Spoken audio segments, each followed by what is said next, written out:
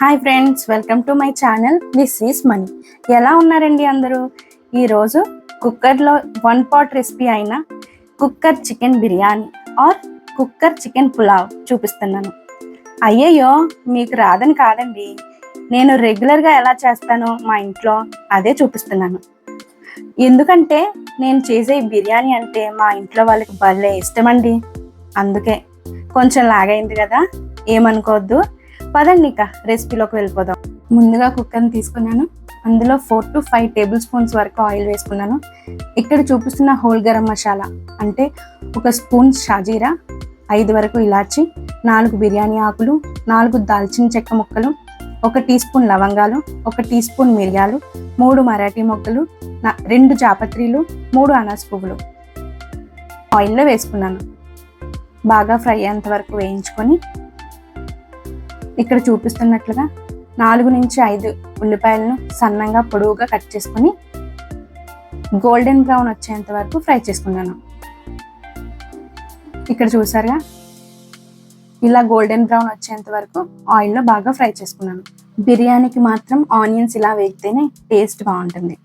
Onions ఇలా వేగిన తర్వాత 2 స్పూన్ల వరకు అల్లం వెల్లుల్లి పేస్ట్ని తీసుకొని పచ్చివాసన పోయేంత వరకు ఆయిల్లో బాగా ఫ్రై చేసుకున్నాను. ఇప్పుడు 3 వరకు టమాటాలను ప్యూరీ చేసుకొని వేసుకున్నాను. ఈ టమాటో ప్యూరీని 5 నిమిషాల వరకు బాగా ఆయిల్లో ఫ్రై చేసుకున్నాను. ఇలా వేగిన తర్వాత ఇక్కడ కేజీ వరకు చికెన్ తీసుకొని ఉప్పు కారం వేసుకొని ముందుగానే మ్యారినేట్ చేసి పెట్టుకున్నాను.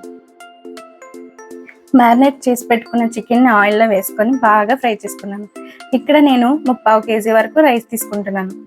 3/4 కేజీ రైస్కి 1 కేజీ వరకు చికెన్ తీసుకుంటే టేస్ట్ అనేది చాలా బాగుంటుంది. నేను ఎప్పుడు చేసినా ఇదే క్వాంటిటీలో తీసుకుంటాను. ఇలా ఫ్రై అయిన చికెన్ను కాసేపు మూత పెట్టుకొని మగ్గించుకుంటాను.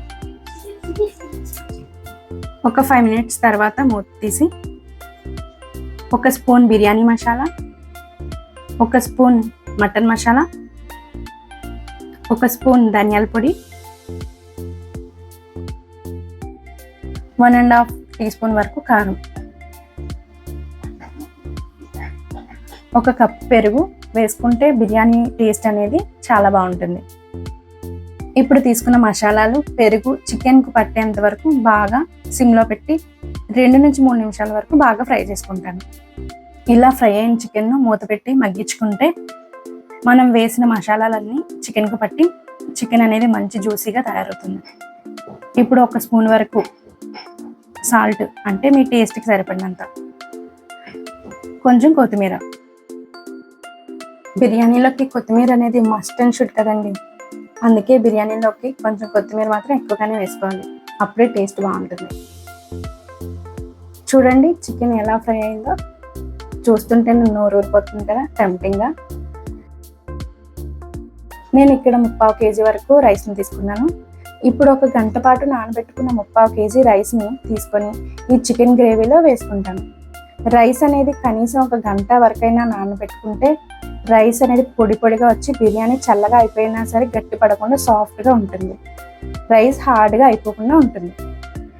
ఇప్పుడు ఈ రైస్కి నేను వేసిన మసాలాలు, ఉప్పు, కారం మంచిగా పట్టేంత వరకు ఆయిల్లో ఫ్రై చేసి 1 5 నిమిషాల వరకు మూత పెట్టుకొని మగ్గించుకుంటాను. చూడండి నేను వేసిన మసాలాలన్నీ రైస్కి ఎంత బాగా పట్టాయో. ఒక పక్కన గిన్నెలో 1 గ్లాస్ రైస్కి 1.5 గ్లాస్ వరకు వాటర్ని తీసుకొని పక్కన మరిగించుకుంటాను. అంటే నేను 2 గ్లాసుల రైస్ తీసుకున్నాను కాబట్టి 3 గ్లాసుల వరకు వాటర్ని తీసుకొని మరిగించుకున్నాను. కూల్ వాటర్ కంటే ఇలా వేడివేడి నీళ్ళను వేగే రైస్లో వేస్తే రైస్ సాఫ్ట్గా పొడి పొడిగా వస్తుంది. ఇక్కడ 2 నిమ్మ చెక్కలను అంటే 1 నిమ్మకాయ వరకు తీసుకొని పిండుకున్నాను. ఇందాక చెప్పినట్లుగానే బిర్యానీకి కొత్తిమీర అనేది మస్ట్ అండ్ షుడ్ కదండి, అందుకే కొంచెం కొత్తిమీర, 1 స్పూన్ వరకు నెయ్యి.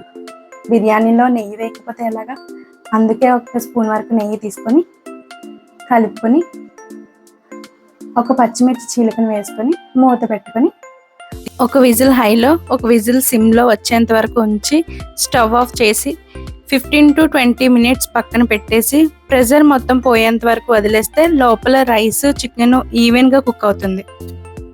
బిర్యానీ రెడీ అయిపోయిందో లేదో చూద్దాం రండి. చూసారుగా బిర్యానీ ఎంత పర్ఫెక్ట్గా వచ్చిందో.